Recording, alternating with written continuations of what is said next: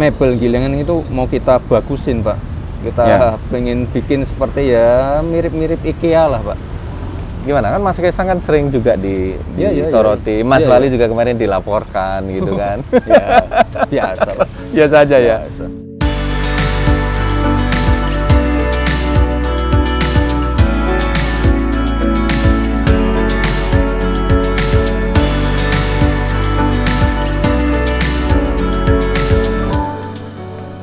Halo teman-teman, kali ini saya di Museum Batik Keris Solo yang baru buka tahun 2020 lalu pas pandemi, dan ini keren tempat ini. Nah, hari ini saya akan berbincang buka-bukaan dengan Mas Gibran Raka Buming Raka, Wali Kota Solo, yang gebrakannya 1 tahun terakhir ini luar biasa. Beliau bukan sekedar of the box, tapi juga no box, bahkan beyond. Dan banyak brand datang ke Solo. Dan kita akan lihat nanti seberapa besar impact-nya buat perkembangan Solo sebagai hub ekonomi kreatif dan ekonomi digital serta pariwisata yang akan memberikan mudah-mudahan memberikan manfaat untuk warga Solo dan sekitarnya. Kita ketemu Mas Wali. Mas Wali, apa kabar? Baik, Pak Arif. Terima kasih. Mantap. Solo cerah sekali hari ini.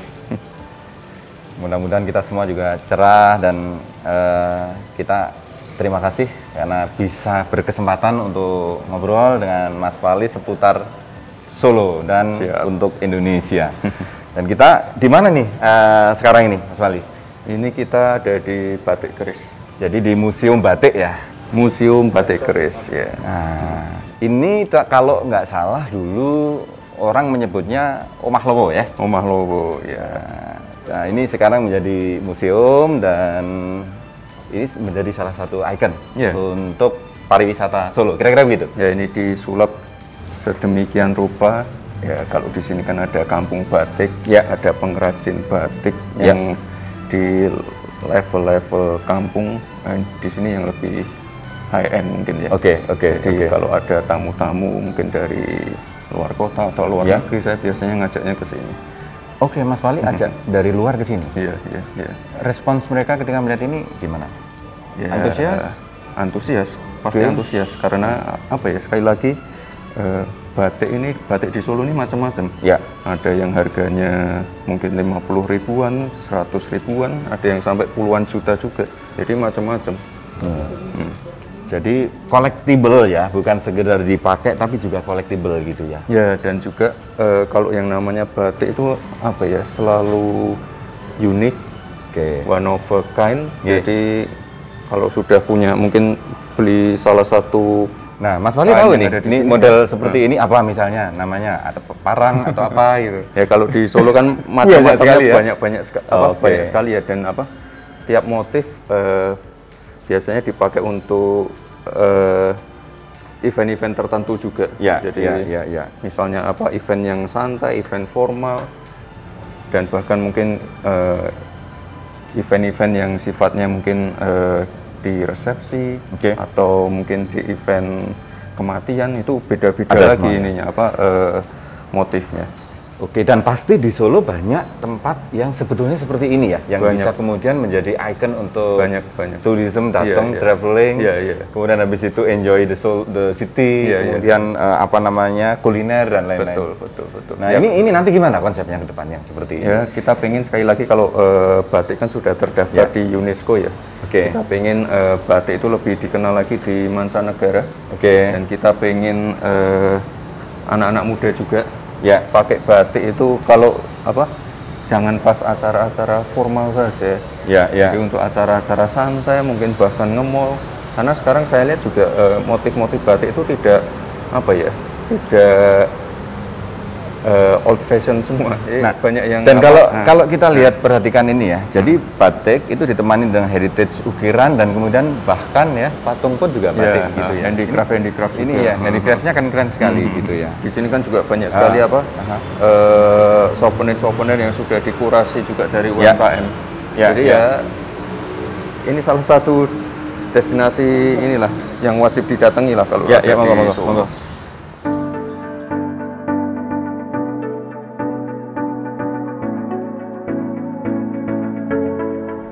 Ya, Mas Wali, ini kita bicara tentang Solo ya.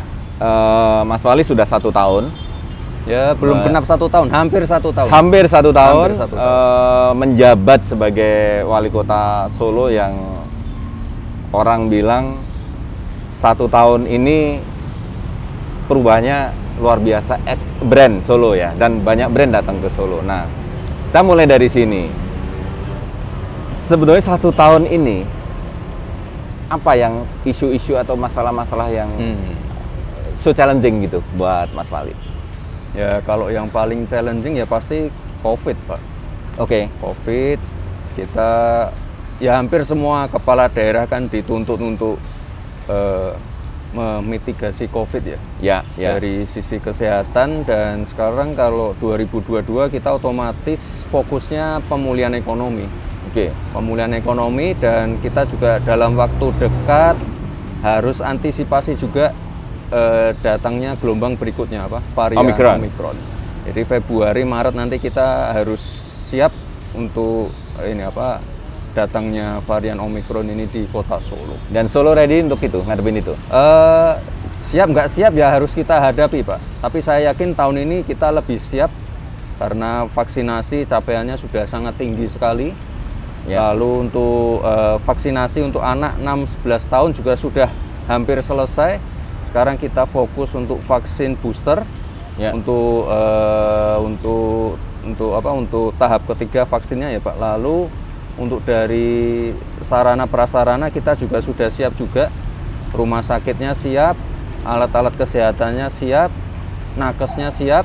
Ya. Kalau kemarin tahun lalu kita sempat panik karena ketersediaan oksigen, kita tahun ini juga sudah siap juga, kita punya banyak sekali oksigen konsentrator. Solo sudah banyak sekali. Kemarin kami bagi juga se Solo Raya ke bupati-bupati sekitar. Kita juga punya oksigen generator. Jadi untuk suplai oksigen di Solo, mungkin bahkan Jawa Tengah kita bisa mensuplai semua. Isotank juga siap semua. Semuanya siap, rumah sakit darurat siap semua. Artinya kita lebih tenang ya menghadapi ini. Dan satu yang survei yang tidak dipublikasikan, 10 aglomerasi termasuk Solo salah satunya, itu serologinya kalau orang bilang herd immunity ya, itu sudah range-nya 88% sampai 94%. Artinya ini yang membuat kesiapan tadi Pemkot beserta seluruh jajarannya dan Solo Raya menghadapi ini. Mudah-mudahan ini bisa menjadi modal untuk bisa recover lebih kuat ya ke depan. Oke. Nggak perlu takut. Nggak perlu takut. Siap. Varian baru ini. Waspada tapi takut jangan. Gitu kira-kira. Baik Mas Wali. Nah, kalau kemudian setelah Omicron, kemudian recovery-nya juga disiapkan, nah, PR yang kira-kira masih menjadi tantangan Mas Wali apa di luar pandemi ini? PR-nya kita harus dalam waktu dekat yang jelas ini dampak dari COVID ini, Pak. Ya. Kemarin banyak UMKM mati, sektor pariwisata mati. Ya. Banyak yang kena PHK, kemiskinan otomatis naik. Ini yang mungkin dalam waktu dekat harus kita intervensi. Makanya di tahun ini kita benar-benar fokus pemulihan ekonomi. Kalau mau ekonominya pulih, otomatis kesehatannya harus diselesaikan dulu. Jadi meskipun nanti ada gelombang-gelombang berikutnya, yang jelas kita pengen kegiatan ekonomi harus jalan terus. Pokoknya jangan sampai ada, yang paling penting ya Pak, jangan sampai ada klaster di pasar, terutama pasar tradisional. Satu pasar. Kemarin kan banyak sekali pasar yang jadi klaster dan sempat ditutup. Ini kegiatan ekonomi otomatis akan terpukul. Kita pengen juga di tahun ini tempat-tempat destinasi wisata, tempat-tempat semuanya kegiatan ekonomi seperti mal, perkantoran jangan sampai tutup. Meskipun ada gelombang-gelombang ini ya yang akan kita hadapi. Pokoknya yang jelas mitigasinya cepat, Pak. Ada klaster di mana segera kita mitigasi, kita mungkin tutup sementara, kita swab semua, kita bersihkan tempat itu sedemikian mungkin, kita sterilkan. Jadi step by stepnya kita udah tahu lah seperti apa di tahun ini. Nah, keren.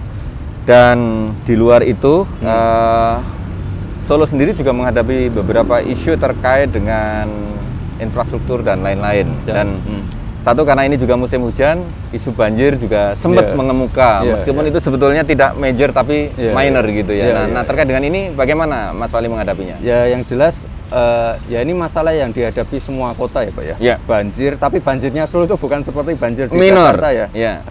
Banjir, kemacetan, lalu masalah polusi dan lain-lain, ini semua masalah yang kita hadapi di seluruh kota-kota besar di Indonesia lah. Makanya kemarin di awal tahun kita langsung ini Pak, groundbreaking Palang Joglo, Simpang 7 Joglo. Ini salah satu concern utama saya karena saya pengen sesuai RPJMD yang terbaru, kita pengen Solo Utara ini maju. Jadi kalau kemarin-kemarin ini banyak warga Solo Utara itu yang merasa dilupakan, padahal potensinya besar di Solo Utara ini. Makanya kita pengen Simpang 7 Joglo ini kita rapikan dulu, biar flow-nya di situ, trafficnya di situ lancar. Nah, kira-kira berapa lama itu akan membawa impact kepada Solo dan kemudian pengembangan Solo Utara, Simpang Joglo ini? Oke, ini kan Simpang Joglo ini jadi dalam waktu 3 tahun. 3 tahun selesai. Tapi selama pembangunan ini kita usahakan traffic di situ tetap bisa berjalan. Jadi traffic manajemennya diatur sedemikian rupa supaya tidak menimbulkan dampak kemacetan yang signifikan. Dampak kemacetan pasti ada, tapi kita minimize sedemikian mungkin lah. Nah, beberapa waktu lalu Mas Wali kan bikin MOU dengan Jogja terkait dengan bagaimana mengoptimalkan tol impact ini ya. Nah, itu bisa cerita mengenai ini. Ini menarik ini. Jogja ini luar biasa sekali ya. Selama Covid saya lihat pertumbuhan ekonominya luar biasa sekali. Jadi dan saya melihat kemarin kita sinkronkan Pak kalender of eventnya Solo dan Jogja. Ini synchronize, sinergis gitu. Kemarin MOU-nya seperti itu. Jadi kalau kita lihat event-eventnya Jogja ini hampir mirip dengan event-eventnya Solo. Event-event budayanya. Jadi kita tidak pengen Solo dan Jogja ini malah berkompetisi. Kalau berkompetisi jujur aja Solo kalah. Saya mengakui itu. Tapi saya yakin Solo juga bisa mengejar ketertinggalan ya. Makanya ini dalam waktu dekat kita sinergi dulu dengan Jogja. Kita sinergikan kalender of eventnya biar tidak berkompetisi tapi sinergi. Jadi misalnya ada event kemarin yang sudah kita bicarakan, misalnya Solo Jogja Marathon. Kita pengen nanti pesertanya lari dari Jogja ke Solo. Nginep dulu sehari, terus habis itu Solo Jogja. Jadi semuanya dapat di weekend, semuanya dapat. Atau mungkin kemarin Pak Wali Kota Jogja juga sudah propose masalah Solo Grid Sale. Kemarin kan kita cukup sukses itu Solo Grid Sale lebih dari 1 triliun. Grid Sale di tengah pandemi itu juga nggak gampang. Makanya kita highest di historinya Solo Grid Sale kan. Lumayan. Jadi kita pengen nanti ada Solo Jogja Grid Sale. Nah, seperti itu Pak. Jadi sinergi semua. Jadi jangan berkompetisi. Karena ini ini kan kakak adik Pak sebenarnya. Nah, ini sinergi, kemudian calendar of event-nya dicocok-cocokin. Nah, kemudian attraction-nya berarti attraction-nya di Solo juga akan di-create sedemikian rupa. Karena saya perhatikan begini Mas Wali. Weekend itu kalau kawan-kawan Jakarta selalu bilang susah cari hotel di Solo. Bahkan bintang 3 pun penuh. Artinya nih dengan kesediaan akses tol dan sebagainya, dari Surabaya dekat, dari Semarang dekat, dari mana dekat. Ini kan Solo menjadi tujuan sekarang. Nah, saya ingin masuk ke sini karena ini attraction. Kita bicara setelah Solo ini terkenal dengan bagaimana kenyamanan tinggal, kulinernya juga murah. Nah, attraction apa lagi yang perlu di-develop di Solo? Karena gini, kita lihat misalnya salah satu ikon itu di beberapa city tour kota-kota yang menjadi tujuan wisata itu kan biasanya istana gitu ya. Ada Solo, ada keraton, ada Mangkunegaran. Terus kemudian bagaimana alam dan sebagainya yang mungkin Solo agak jauh tetapi kan dekat ke Tawangmangu dan lain-lain. Ini PR yang terkait dengan bagaimana keraton, bagaimana Siwedari dan sebagainya itu kira-kira bisa cerita nggak? Ke depan plan Mas Wali seperti apa? Untuk masalah destinasi wisata nanti ada beberapa yang kami perbaiki ya Pak. Misalnya kita sudah mau merevitalisasi Balikambang. Balikambang ini akan kami perbaiki, akan kami jadikan ini pusat kebudayaan Jawa. Jadi mungkin nanti kami share foto-fotonya Pak. Oke. Lalu kita mau perbaikan koridor Gatot Subroto yang kemarin sempat mungkin di Solo Pos juga ditulis Malioboro-nya Solo. Ya. Itu sudah kita konsep semua juga. Lalu ada beberapa destinasi juga seperti kebun binatang kita Pak. Ini juga sudah lama sekali tidak disentuh. Ini kemarin sudah mau dikemanakan kebun binatang? Sudah kami carikan investor. Oke. Ini sudah akan berjalan juga Pak. Jadi ya Solo ini destinasi wisatanya dikit. Kita tidak punya wisata alam, otomatis kita harus meng-create sesuatu Pak, event itu. Makanya di tengah pandemi seperti ini memang agak tricky karena masalah protokol ya. Yeah. Tapi kita tidak pengen berhenti, kita pengen tahun ini benar-benar event-event pariwisata, event-event budaya itu tetap jalan, tapi dengan protokol kesehatan yang ketat ya. Dan kalau masalah hotel ini ya alhamdulillah setelah PPKM kemarin okupansi hotel udah mulai rame lagi. Jalan-jalan udah mulai macet lagi. Dan kalau Mas Wali memprioritaskan optimalisasi wisata, saya kira ini tepat. Kenapa? Karena ketika kita bicara wisata, itu pasti bisnis datang. Yeah. Nah, ketika kita bicara bisnis, saya perhatikan 1 tahun ini brand-brand besar masuk ke Solo. Brand-brand besar masuk ke Solo. Impact-nya udah kelihatan nggak? Kami tarik ke Solo. Jadi ditarik oleh Mas Wali ya? Jadi ya kalau jadi kepala daerah kan otomatis kita jadi marketingnya kota ya. Saya melanjutkan karena kalau kita bicara optimalisasi pariwisata yang saya sudah melihat petanya tadi kelihatan gitu ya, dan itu terkait dengan bisnis pasti karena traveling untuk tourism itu pasti seiring dengan traveling untuk bisnis gitu ya, bisnis traveling. Nah, itu terlihat 1 tahun ini Mas Wali jadi wali kota, brand-brand datang ke Solo itu mereka datang karena mengincar Solo atau ada effort dari Mas Wali gitu ya harus kita tarik ya Pak ya. Oke. Brand besar itu perusahaan-perusahaan besar kita tarik semua. Yeah. Kan kalau jadi wali kota kita otomatis jadi marketingnya kota juga ya. Nggak keberatan disebut sebagai salesnya kota Solo. Oh, memang harus seperti itu. Harus seperti itu. Kita harus harus jualan lah ke investor-investor kita. Jadi kalau kemarin banyak sekali perusahaan-perusahaan digital yang sudah membuka kantornya di Solo. Impact-nya besar banget Pak. Jadi misalnya kalau saya sebut brand aja ya, Shopee. Yeah. Kemarin di tengah pandemi mereka buka 2.000 lapangan kerja. Lalu mereka buka juga kantor juga gede banget di Teknopark. Jadi itu kalau di Teknopark khusus untuk UMKM dan gaming Mbak. Lalu bahkan kompetitornya Shopee juga semuanya berbondong-bondong ke sini. Tokopedia, Gojek, Bukalapak, Ralali semuanya buka di Teknopark. Jadi soalnya Teknopark memang akan kami jadikan satu hub untuk anak-anak muda, Pak. Jadi revitalisasi Teknopark itu ada kaitan dengan brand-brand yang datang ini. Iya, rekonsepsi pasti. juga model bisnisnya ya. Beberapa tahun terakhir ya mohon maaf Teknopark ini agak semi mangkrak. Kan kemarin cuma dijadikan tempat karantina. Padahal ini aset kota Solo yang besar sekali. Jadi kemarin langsung saya instruksikan ini kalau PPKM udah selesai segera dibersihkan biar brand-brand ini bisa masuk semua. Jadi selain yang saya sebutkan tadi masih ada misalnya SKK Megas, Petro Tekno, ini mau masuk juga AWS, Amazon. Kemarin kita juga baru buka juga sama Pak Rektor UNS itu ini sekolah ini Pak, Cyber Security Hub. Wow. Jadi itu ini keren ini. Ya, Cyber Security Hub ini kalau udah lulus di sini kan ini pekerjaan yang dicari ini. Lalu kalau yang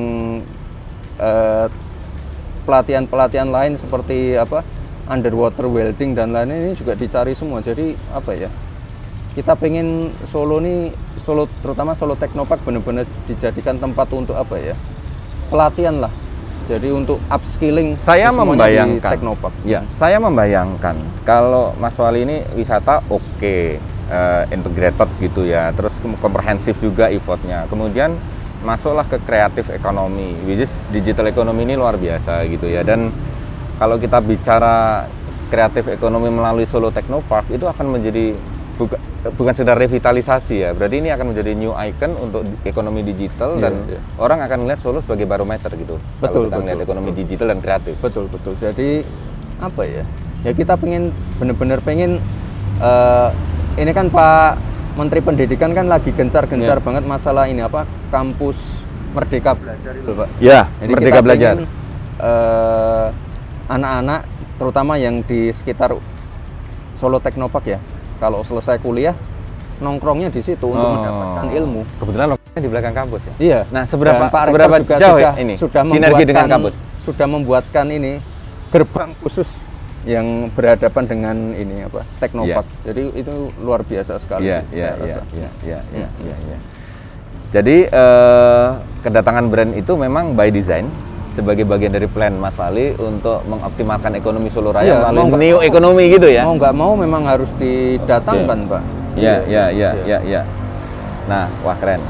Saya sebagai warga Solo, meskipun lama tinggal di Jakarta, tapi ini saya ngelihat Solo, wah ini kalau ke depan seperti ini bakal punya prospek yang bright ya ekonominya, karena anak-anak muda ini ya. Amin. Gitu. Nah, Mas Fali, ini nanti hal yang lain ya. Jadi saya ingin tanya, ini banyak warga juga mengamati Mas Fali ini suka unik gitu ya. Ini misalnya kalau nggak berkenan dengan satu instansi atau satu organisasi atau apa, tiba-tiba dengan menggunakan simbol gitu ya. Jadi parkir mobil di tempat yang misalnya ada entah guru telat atau pegawai telat gitu misalnya, atau simbol-simbol semacam itu apakah itu gaya komunikasi atau apa itu? Apa ya? Ya itu sebagai apa ya Pak? Pesan? Penanda saja. Oke. Kan tempat-tempat yang sebelumnya sudah kita datangi, kita inspeksi secara mendadak, dan di tempat itu ada suatu permasalahan lah yang harus segera diselesaikan. Ya. Jadi kalau ada ya penandanya ini saya taruh di situ, artinya di situ ada masalah yang harus diselesaikan, dan semuanya yang ada di situ, lurah, camat, dinas-dinas terkait harus fokus menyelesaikan masalah ini. Jadi itu bukan sekedar simbol, tetapi sebenarnya itu pesan ya. Ya, pesan, simbol, teguran. Di Gajahan, SMK 2 gitu kemarin itu. SMK Batik. SMK mana ya? Saya lupa. SMK mana ya Mas kemarin ya? SMK Batik 2. Bener ya? Ya, SMK Batik 2. Takut salah. Jadi memang dan itu beberapa tempat yang lain. Dan so far gimana ngelihatnya? Itu efektif cara itu? Saya kira efektif. Oke. Kalau nggak dikituin, orang-orang akan menganggap ini antar dulu lah. Saya punya istilah itu. Jiwit tapi nggak loro gitu. Mencubit juga sih sakit.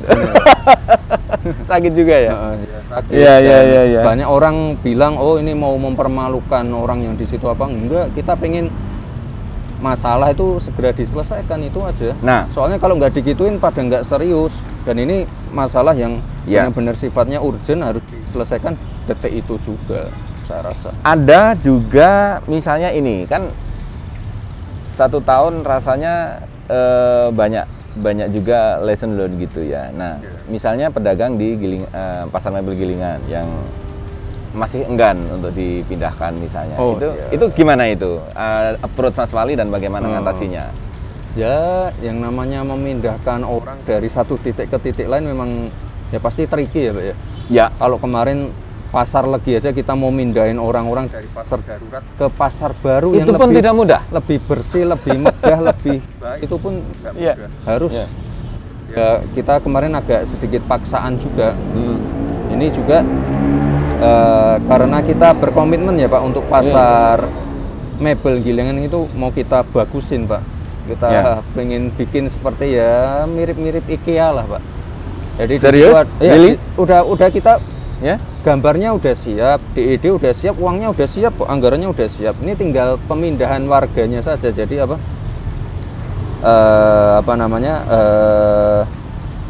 kita mau bikin ada tempat ada showroomnya Pak. Ya. Ada tempat untuk produksi, ada tempat untuk finishing, ada tempat untuk kill and dry. Jadi udah kita siapkan semua. Jadi nanti segala macam furniture, mebel-mebel, handicraft semuanya akan kita taruh di situ. Dan kemarin sudah kita negokan juga ke warga yang sudah lama di situ, meninggali kios-kios yang ada di situ. Kios sebenarnya nggak boleh ditinggali ya. Kita mau sediakan, mau kita relokasi, mau kita bikinkan pasar baru lagi. Ya, tapi ya warga masih inilah masih tarik ulur lah. Dan itu nggak apa-apa, Iya. itu biasa kok. Tadi Mas Wali berapa kali nyebut nih, saya perhatikan. Apa? Ada private sector dilibatkan. Terus kemudian anggaran siap, sebenarnya APBD juga siap gitu. Iya. Nah, tadi yang terkait dengan gilingan mengubah menjadi IKEA itu kan ideas yang mungkin beyond gitu ya, atau bukan out of the box tapi no box gitu. Nah, sebetulnya bagaimana membangun Solo itu akan lebih mengoptimalkan APBD anggaran atau lebih menggandeng private sector? Semuanya Pak. In kombinasi gitu. Private sector. Ya. Lalu dengan diintervensi APBD, diintervensi juga dari misalnya kementerian, dari pusat, semuanya kolaborasi Pak. Palang Joglo itu kolaborasi juga. Lalu Teknopark ini kolaborasi juga dari kementerian, dari APBD kita, dari private sector, harus gitu Pak sekarang Pak. Nah, semuanya tiga pilar ini harus jalan semua. Biar nyambung. Ya pentahelix lah, bukan pentahelix ya betul. Kampus juga dilibatkan dan lain-lain. Kampus itu harus wajib itu. Ini biar nyambung. Mas Wali sebenarnya belajar dari mana ini dalam waktu singkat, cepat seperti ini cara approach-nya gitu. Kalau selama ini approach yang saya lakukan ya sama seperti waktu saya kerja di swasta dulu. Pragmatisme. Hampir sama sih. Ya ini kan ya dulu kan membranding produk, membranding produk-produk saya. Ini membranding kota itu aja Pak. Dan menjalankan similar ya. Hampir mirip Pak. Tapi ya kalau di sini birokrasi lebih kaku. Tapi ada hambatan dengan birokrasi so far? Ya makanya kita perlu kolaborasi dengan private sector Pak, itu gunanya itu. Jadi cari balance gitu ya. Iya. Nah. Dan kalau ada private sector ini yang mohon maaf birokrasi yang biasanya lelet, ribet, ini jadi jadi terpengaruh dan mereka akan lebih cepat. Nah, lebih cepat. Kalau dulu ini saya tanya gaya Pak Jokowi jadi wali kota kan 2 periode. Di gaya beliau itu kan untuk melibatkan partisipasi warga lebih cepat dan sebagainya, diplomasi makan, terus cara-cara jawoni yang lebih ngwongke, pendekatan-pendekatan yang sifatnya ini humanity personal gitu nih. Mas Wali gimana? Apakah juga nanti akan menggunakan cara itu atau dengan cara yang berbeda? Ya selama ini hampir sama sih Pak. Kan banyak sekali tempat-tempat yang istilahnya mau kita rapikan Pak. Kan selain gilingan tadi kan yang mau kita rapikan juga banyak sekali Pak. Misalnya belakangnya Manahan itu Pak, kan PKL-nya banyak banget. Itu juga salah satu PR juga. Jadi semuanya pastilah kita ajak makan, kita ajak ngobrol, ketua paguyubannya kita gandeng. Lalu ini Pak, yang paling penting mereka harus diberikan solusi. Pindah kemana? Nanti di tempat yang baru apakah lebih ramai atau sepi? Nah itu pasti yang jadi pertanyaan. Ini pindah kemana? Nanti tempat yang sekarang dijadikan apa, itu pasti jadi pertanyaan warga. Dan pasti kalau seperti itu kan, terutama untuk teman-teman wartawan, teman-teman media, pasti kan saya sodori gambar. Ini gambarnya. Ini minta feedback. Kurangnya apa? Keren. Pasti kayak gitu. Jadi ya semuanya dilibatin Pak, karena ya semuanya kan stakeholder di sini. Jadi ya nggak mungkin cuma saya yang gerak. Iya. Nah, spesifik boleh nanya tentang Sriwedari. Sriwedari ini PR yang lama sekali, PR dan berat sekali. Setiap Pemkot lawan yang mengklaim tanah itu selalu Pemkot kalah gitu. Nah, ada pendekatan khusus atau strategi khusus untuk menyelesaikan ini selama periode Mas Wali? Ya ini memang agak challenging ya Pak, karena dari wali kota sebelumnya kan juga berjuang semua ini Pak. Kami melanjutkan perjuangan itu dan ini saya lihat memang perjalanannya masih panjang, dan ribet, dan ini yang sebenarnya yang dirugikan ya warga, karena warga nggak bisa memakai aset yang ada di tengah kota itu. Jadi misalnya nanti siapapun yang menang, saya harap ini bisa dikembalikan ke warga, public space untuk warga. Makanya kemarin kita mungkin dari Pemkot Solo didukung juga dengan beberapa teman-teman dari DPRD, kita pengen ya istilahnya menyentuh Sriwedari ini. Meskipun proses hukumnya masih berjalan ya, kita pengen menyentuh, kita pengen tempat ini bisa dimanfaatkan untuk warga. Makanya kemarin kita bilang yang kolam yang ada di belakang itu Pak, yang namanya Segaran ya, mau kita rapikan, kita carikan dana dari CSR misalnya seperti itu Pak. Jadi kita pengen ini kan asetnya bukan untuk Pemkot, saya pribadi atau Pemkot ya, ini untuk kita kembalikan ke artinya warga. Mas Wali tidak akan menyerah untuk memperjuangkan aset Pak. Ini untuk ini. Ya ini untuk warga Solo. Soalnya kalau apa status hukumnya belum jelas, duitnya nggak bisa kita larikan apa kita manfaatkan untuk membangun Sriwedari ini Pak. Kalau status hukumnya masih seperti ini. Oke. Kita pengen Optimis akan selesai ini? mempercantik dan ini kok kembalikan ke warga. Mas Wali optimis akan selesai nih? Ya harus selesai. Oke. Mau tidak mau harus selesai, harus kita berjuang terus. Jangan-jangan ini menjadi salah satu legacy Mas Wali nanti. Amin Pak. Nih. Perjalanannya masih panjang dan ini memang super ribet Pak. Satu lagi yang rada apa ya menurut saya complicated itu soal keraton. Bagaimana peran Pemkot ini untuk tadi kalau boleh disebut tadi saya satu kata yang dipakai intervensi gitu ya untuk membantu ini karena ini attraction yang luar biasa keraton ini untuk tourism tadi. Betul. Gimana Mas Wali? Jadi kalau masalah keraton ya untuk masalah masalah internalnya kita tidak akan mengintervensi ya Pak ya. Iya. Untuk masalah internalnya, tapi yang jelas saya kemarin beberapa bulan yang lalu kan kami sudah berkomitmen juga Pak dengan Kementerian PUPR juga Pak. Kita sudah masuk ke sana, kita sudah minta izin kepada Sinuwun dan keluarga. Kita pengen membantu memperbaiki, merevitalisasi bagian-bagian dari keraton yang sudah rusak. Intinya itu aja Pak. Sinuwun welcome Sekali Pak. Tapi saya bayangkan kalau dari Geladak ke kanan masuk itu, begitu ngeliat alun-alun utara itu kalau wah betul. Ini looknya keren itu udah pasti dikomplain akan warga menjadi ini kenapa keratonnya beda dengan Jogja, kenapa ini kok seperti ini. Kita pengen banget mengintervensi itu Pak. Tapi sekali lagi ya ini kan bukan aset Pemkot ya Pak. Kita kembalikan lagi, kita minta izin kepada keluarga yang ada di situ, minta izin kepada Sinuwun, dan intinya kita komitmen untuk memperbaiki keraton ini Pak. Dan ini dengan berjalannya waktu kita kan juga lebih sering memperlibatkan keraton juga Pak. Misalnya event event yang baru dari kita itu event prajurit keraton Pak. Ini kan abdi dalam kita libatkan semua. Kemarin waktu pembukaan juga Sinuwun berkenan hadir untuk menonton juga. Jadi pengen kita libatkan semua Pak, karena sekali lagi pihak keraton, para abdi dalam ini beliau ini adalah orang yang menjaga kebudayaan yang ada di kota Solo. Jadi harus kita libatkan semua kebudayaan yang ada di sini. Nah, kemarin tadi nyambung yang soal layang ya, Pak Budi Karya kan pengen menjadikan layang ini Solo sebagai economic hub. Ya, untuk bukan sekedar pariwisata, tetapi juga aktivitas bisnis gitu. Karena kan terintegrasi multimoda.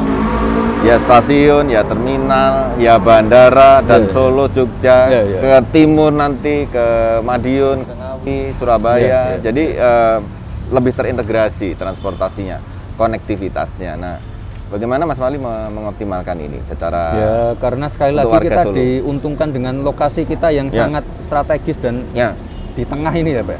Lokasinya enak sekali ada tol, ada KRL. KRL ini ramai sekali Pak. KRL Jogja Solo ini terus ada kemarin kita juga baru meluncurkan koridor BST yang terbaru Pak. Koridor BST yang baru di mana aja itu? Ada pokoknya nyambung Solo Sukoharjo Pak. Kan sebelumnya cuma sekitar Solo saja nih. Jadi kita pengen BST kita terkoneksi seluruh Solo Raya. Nanti kita juga sudah beberapa kali pengajuan ke Pak Gubernur, kita pengen memanfaatkan Trans Jateng ini Pak, biar konektivitasnya semakin nyambung. Kemarin juga dari Pak Menteri Perhubungan juga sudah mengusulkan untuk kereta bandara ini Pak, ini nyambung sampai Madiun misalnya. Jadi ini tempatnya. Jadi Solo, Mas Wali ini nggak hanya mikir Solo, tapi memikirkan aglomerasi. Harus Pak, aglomerasi dan bahkan ya semua kota-kota sekitar Pak. Solo kan kecil banget Pak, cuma 44 km persegi ya, semuanya harus digandeng. Wah keren.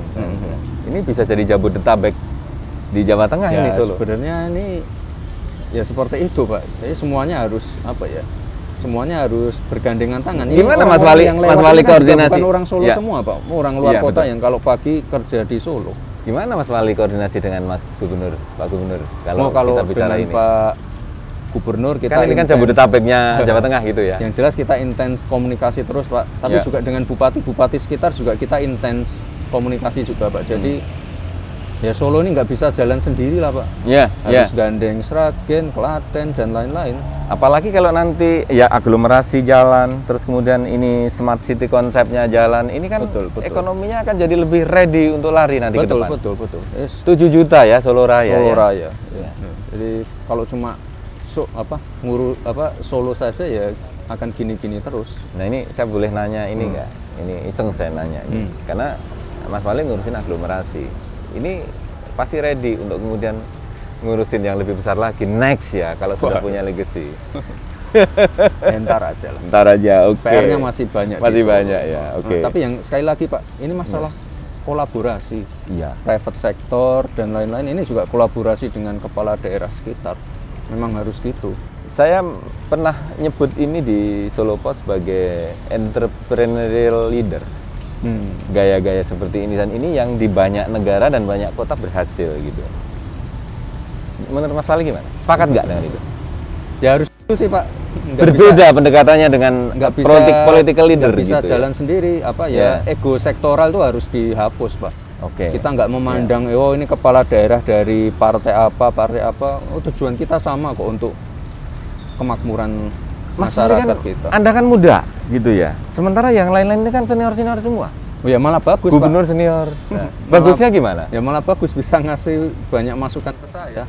Oh, bagus kan? Jadi lebih sinergis, lebih kolaboratif iya, gitu. dan apalagi bupati-bupati yang Solo Raya ini ya. Ini kan kebanyakan kan ya senior-senior semua Pak. Dan sebelumnya kan di zaman wali kota sebelumnya kan pernah sempat ini gagal masalah ini loh Pak yang kan dulu pernah punya PT Solo PD perusahaan daerah. Pokoknya perusahaan daerah untuk Subo Sukowono Sraten ini Pak. Ya. Ini sudah dihidupkan kembali dengan pendekatan yang berbeda. RPJMD ini memang harus digandeng lagi karena sekali lagi Pak kita nggak bisa jalan sendiri itu aja dan sudah sering saya tegaskan ke semua kepala dinas kok. Disub BST harus bisa menjangkau seluruh Solo Raya. Ya. Dinas pariwisata kebudayaan jangan hanya promosi wisata yang ada di Solo saja. Kita nggak apa-apa mempromosikan misalnya Sangiran, di Colomadu yang mungkin bukan punyanya Solo ya. Itu nggak apa-apa.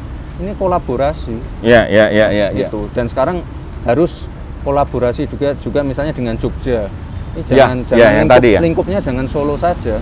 Itu. Nah, masyarakat ini kan juga melihat, mengamati 1 tahun Mas Wali dan melihat sepak terjang Mas Wali dan so far oke, no complaining, kira-kira seperti itu. Ya, tapi saya juga pengen tahu nih, juga ada pandangan-pandangan juga yang mengatakan bahwa Mas Wali ini keluarga presiden, putranya Pak Jokowi gitu ya. Nah, ini jadi sebuah blessing buat Mas Wali atau menjadi malah beban gitu? Atau bagaimana mendekati ini? Kalau beban sih enggak sih ya. Saya pertama awal kali memutuskan masuk ke sini kan juga bukan buat apa-apa ya. Maksudnya bukan misalnya pengen untuk sebuah pembuktian atau pengen melebihi orang tua saya kan saya nothing tulus saja sih Pak. Jadi ya ngalir aja. Nanti untuk masalah kinerja, masalah prestasi itu ya biar warga yang menilai. Jadi justru ingin show, kan era sekarang ini kan tunjukkan bahwa anak muda itu bisa gitu ya. Kira-kira begitu? Nggak pengen show off juga Pak, tapi ya ngalir aja sih Pak. Mengalir saja? Ngalir aja sih. Oh, siap. Jadi ya sekali lagi Pak, bukan untuk show off, bukan untuk pembuktian, bukan untuk melebihi orang tua saya atau apa, tapi ya ini untuk warga Solo Pak, itu aja. Oke. Nah, kalau hubungan dengan Mas Kaisang dan lain-lain, so far gimana? Kan Mas Kaisang kan sering juga disoroti. Mas Wali juga kemarin dilaporkan gitu kan. Biasa Pak. Biasa aja ya? Oke aja ya? Bukan pertama kalinya juga. Iya. Karena begitu nama muncul, keluar gitu kan.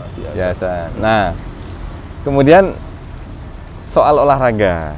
Nah, ini 1 tahun loh persis berganti manajemen dan waktu itu dibilang Liga 1 harga mati. Tapi bukan sekedar Liga 1, tapi juara gitu. Juara Liga Gimana ini Mas Wali merespons ini gitu? Dan mungkin ke depannya persis. Kalau saya sih ini Pak, awalnya sih ini apa? Menyayangkan aja, Pak. Solo ini punya venue-venue olahraga yang bagus-bagus, standar internasional, tapi timnya kurang diperhatikan. Ya makanya kita sekali lagi kita intervensi Persis Solo ini, kita perbaiki manajemennya, ya harus komitmen dan punya target yang tinggi. Dan akhirnya bisa dalam waktu 1 tahun. Iya, ya harus, Pak. Dan memang karena targetnya tinggi sekali, ya otomatis kita harus sekali lagi menggandeng orang-orang yang berpengalaman. By design itu? Harus, Pak. Harus seperti itu. Makanya kan ada beberapa orang yang kita mintain pertolongan dan wejangan lah, Pak. Bagaimana memanage klub bola ini. Ini kan bukan sesuatu yang gampang ya. Jadi ini benar-benar mindsetnya adalah mindset bisnis gitu ya, karena Anda entrepreneur gitu. Kalau Persis otomatis bisnis, Pak. Ya, bisnis. Sepak bola itu bisnis. Oke. Semua banyak orang yang belum tahu dan banyak juga warga yang nggak tahu kalau Persis itu murni profesional, maksudnya nggak ada APBD ya. Banyak yang belum tahu juga. Jadi inilah kita pengen benar-benar komitmen, dan yang namanya industri olahraga itu gede, Pak, kalau di luar negeri. Dan bahkan kita kan juga banyak belajar dari Bali United, dari Persib yang sudah profesional, stadionnya dikelola dengan baik, sudah IPO. Ini industri, jadi memang harus dikelola orang-orang yang sudah lama di industri, orang-orang yang benar-benar profesional, punya passion juga. Jadi ya doakan, Pak, semoga lebih baik di Liga 1. Nah, kalau mindset bisnis kan target Liga 1 nanti juara juga? Ya minimal 5 besar, Pak, kalau saya, Pak. Di Malaysia itu ada klub namanya Johor ya? Johor. Itu begitu di manage dengan mindset bisnis, langsung terus naik. Ya soalnya sekali lagi kalau ini bisnis, Pak, dan untuk running sebuah klub bola itu nggak murah. Mahal, Pak. Tapi dengan mindset kolaborasi tadi nggak ada yang nggak mungkin, kan? Jadi sekali lagi Persis ya bukan hanya klub bolanya saja, tapi bagaimana kita mengelola misalnya merchandise, mengelola sekolah sepak bola, mengelola klub sepak bola wanita misalnya, mengelola teman-teman Pasopati, Surakarta, teman-teman Ultras. Ini industri, Pak. Jadi di sekitar Stadion Sriwedari akan dijadikan nanti seperti ada mega mall-nya yang di Manchester United atau di Barcelona. Satu ekosistem, Pak. Ada stadion, ekosistemnya dibangun. Ada public space, ada tempat untuk merchandise, ada tempat untuk makan. Jadi ya ini ekosistem, Pak. Jadi harus bukan cuma klubnya saja, tapi di luar itu bagaimana warga itu bisa berpartisipasi, bisa ikut, bukan hanya mendukung, tapi juga membesarkan industri sepak bola ini, Pak. Jadi on the right track ya, ini so far. Ya so far oke lah, Pak. Kalau prestasinya oke, industrinya jalan, Pak. Betul. Karena yang namanya merchandise dan lain-lain setelah kita menang, itu selalu habis-habis, Pak. Bahkan ya mohon maaf, Pak, saya kemarin masih hutang jersey ya, Pak. Jersinya habis, Pak. Nggak ada. Saya L, Pak. Iya, nggak ada. Kemarin saya ngirim ke Pak Rudi, itu habis juga, Pak. Wah, luar biasa. Ini tanda-tanda baik artinya. Baik, Pak. Tanda-tanda baik. Memang ini suatu kebanggaan, Pak. Jadi bukan hanya euforia juga, tapi warga juga mendukung secara ekonomi. Nah, Mas Wali, ini kan momentumnya pas ya, Persib juara dan kemudian Solo kan di-plan jadi tuan rumah Piala Dunia U. Iya. Persiapannya gimana? Persiapannya gimana memanfaatkan itu? Jadi stadionnya udah siap semua. Untuk venue-venue training udah siap semua juga, hotel-hotel siap semua juga. Intinya udah siap sih, Pak. Harusnya kan kemarin 2021 karena pandemi ya ini lebih siap lagi, Pak. Kalau sekarang lebih siap lagi. Wah, ini tinggal merapikan PKL yang ada di belakang mana nih, Pak. Dan tahun ini selesai juga. Ini momentum ini dimanfaatkan betul, siapkan betul, Solo akan makin makin secara brand ya. Mas Wali kan bola-balik bicara brandnya kota gitu. Secara brand akan lebih menginternasional gitu. Pasti. Ya. Kira-kira. Bahkan kayak Solo, Persis Solo yang cuma Liga 2 aja euforianya seperti ini, Pak. Apalagi nanti kalau jadi tuan rumah Piala Dunia, saya yakin euforianya sangat ini banget. Nanti akan hype sekali. Kalau boleh tahu model pengembangan kota Solo itu kalau another city di luar sana yang jadikan model oleh Mas Wali itu kota mana sih? Wah, banyak Pak, banyak sekali. Hanoi atau apa gitu? Ya kota-kota di Cina Pak, terus beberapa kota ini kita ambil yang paling dekat aja Singapura. Ya. Kan hampir-hampir mirip Pak. Kita nggak punya nggak punya kekayaan alam dan lain-lain.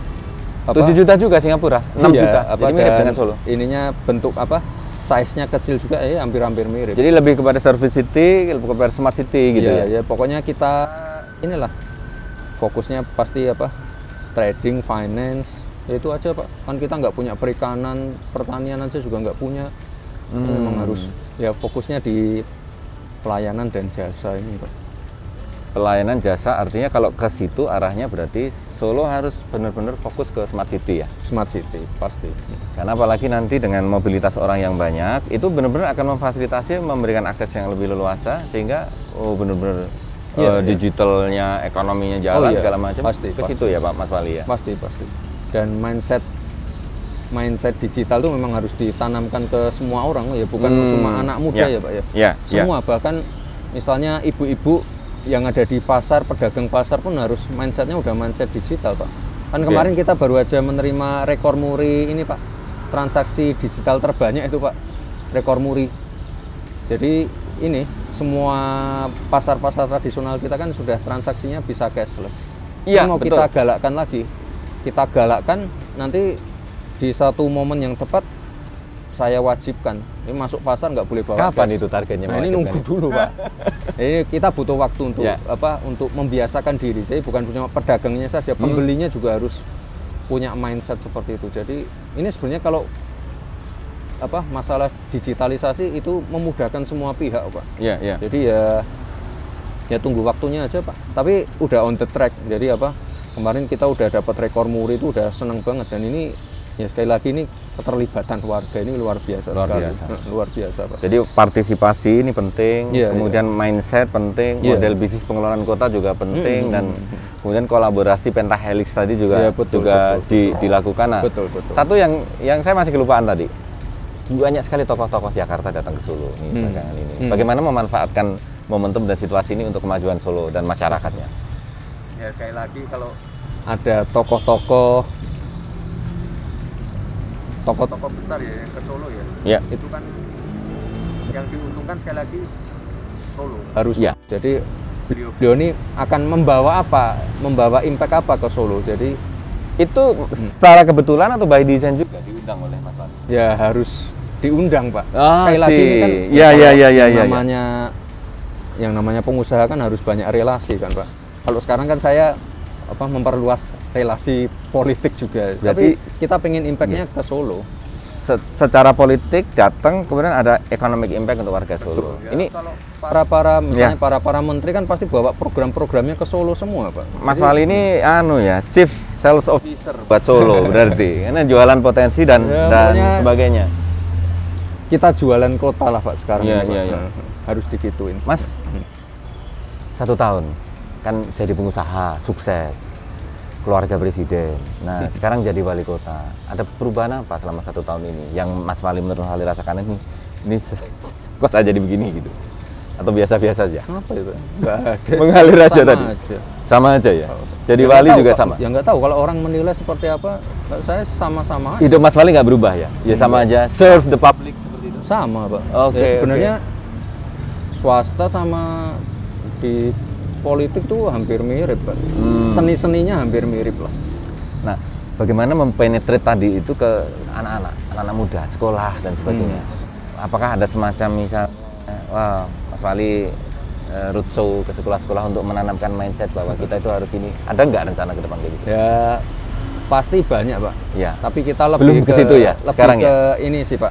Nggak bukan lebih ke dalam bentuk seminar atau tapi kita lebih ke bentuk aktivitas Pak. Misalnya kan sekarang kita perbanyak Creative Hub. Ya. Ini kan kita tujuannya kan pengen meracuni anak-anak ini biar bisa jadi entrepreneur, bisa biar bikin startup. Ya. Itu aja sih Pak. Jadi nggak melulu hard selling sih Pak. Kita pengen mereka partisipasi dan dari hatinya sendiri. Oke. Itu sih Pak paling. Waduh, luar biasa ini obrolan kita ini luar biasa nih. Nah, tapi saya satu pertanyaan penutup. Beberapa waktu yang lalu, Mas Wali tiba-tiba di status sosmednya berambut putih. Maksudnya apa itu? Jadi pembicaraan kemarin. Yang namanya sosmed itu apa ya, Pak? Nggak harus serius lah, Pak. Iya, tapi pasti ada message. Meskipun sudah menjadi pejabat publik atau apa, yang namanya sosmed itu nggak harus serius. Kalau message ya, itu diinterpretasikan kemana-mana. Biar warga yang menilai. Tapi kalau saya santai aja sih. Ya kan kalau sosmed kan kita tiap beberapa bulan, tiap beberapa minggu kan ganti-ganti terus Pak, foto-fotonya, ganti status, ganti ini, upload yang baru. Ya kalau sosmed itu yang ringan-ringan saja. Nggak ada pesan tertentu situ ya, waktu rambut putih itu. Pesannya warga yang menilai. Iya. Tapi kalau saya sih ya sosmed untuk satu menyampaikan pesan, untuk menyampaikan program-program kita, dan untuk ini mempromosikan Solo, itu aja. Mas Wali, terima kasih waktunya, Pak Arif, sukses, sehat selalu. Amin. Solo maju. Amin. Indonesia maju. Amin. Terima kasih. Sampai ketemu lagi. Terima kasih. Ya, itu tadi teman-teman obrolan saya dengan Mas Wali Gibran Raka Buming Raka. Wow, Solo memang benar-benar amazing. 1 tahun banyak perubahan, banyak terobosan, semuanya akan diarahkan menuju konsep pembangunan daerah yang terintegrasi, yang kemudian berkolaborasi tidak hanya dari pemerintah tetapi juga dari private sector dan partisipasi masyarakat. Nah, mudah-mudahan Solo ke depan akan semakin keren, semakin maju, dan masyarakatnya lebih sejahtera. Sampai jumpa di lain kesempatan.